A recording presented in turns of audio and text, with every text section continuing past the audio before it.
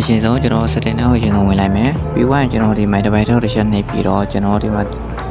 detail info and specification ဆိုတဲ့အရာလေးတစ်ချက်ထပ်နှိပ်ပြီးမယ်ဆိုရင်ကျွန်တော် bro မြင်တဲ့အတိုင်းဘူးဆိုရင် 8GB ပဲရှိသေးပါတော့ကျွန်တော်မတိုးရသေးဘူးပေါ့နော်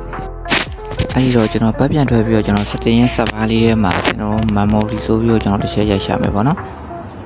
အခုကျွန်တော်ပြထားသလိုမျိုးပဲ memory ဆိုပြီးတော့ကျွန်တော်တစ်ချက်ရိုက်ရှာမယ်ရိုက်ရှာပြီးရင်ကျွန်တော်အောက်မှာ memory extension ဆိုတာရှိရဲအဲ့ဒီရိုက်လို့တစ်ချက်ထပ်နှိပ်ပြီးပါနော်